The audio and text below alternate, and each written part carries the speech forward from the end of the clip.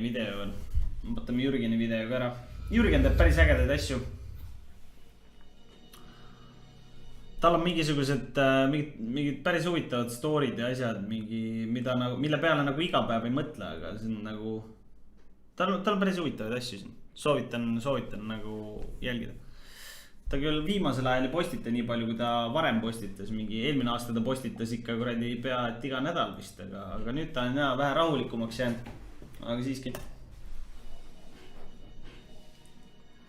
Ei ole saladus, et Ühendriikide armee on pidevalt tegemas ülisalajaseid katseid selleks, et välja arendada uut tehnoloogiat. 1955. aastal sai teadlane ja paranormaalsuse uurija Morris Jessup tundmatult isikult kirja, mis kandis sisu ülisalajase Philadelphia eksperimendi kohta. Kirjas kajastuv eksperiment tundus isegi paranormaalsuse uurijale liiga ebareaalne, mis tõttu saatis Morris vastu kirja, küsides tõestust juhtumi kohta. Paar kuud hiljem saabus talle aga uus põhjalikum kiri. Selle peale võttis Morrisega ühendust Mereväe uuringute amet, sooviga teada täpsemat kirja sisu. Teadlane informeeris ühte oma kolleegi sellest, et oli eksperimendi uuringus teinud suure läbimurde ja leppis kokku aja, et seda põhjalikumalt temaga arutada. Päeval, kui pidi kohting teadlasega toimuma, oli Morris väidetavalt võtnud endalt elu. Morrisele saadetud kirja autoriks oli Carl Allen, kes väidetavalt nägi eksperimenti oma kaubalaeva pardalt.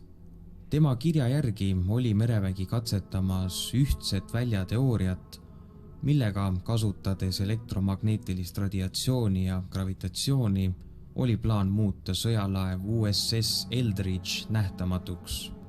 Katse käigus tekkis laeva ümber roheline suitsulaadne jõuväli ja laev kadus täielikult mõneks minutiks, kuni tagasi ilmus.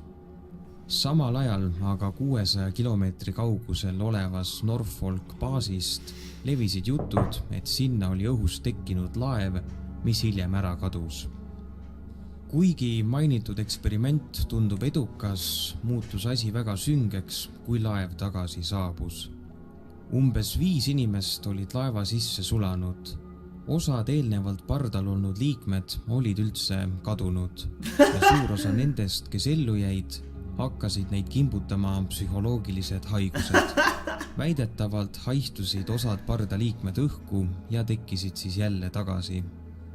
Avalikkuse ette on tulnud mitmed mereväelased, kes on väidetavalt antud laeva pardal töötanud ja kes eitavad seda, et selline eksperiment oleks üldse aset leidnud.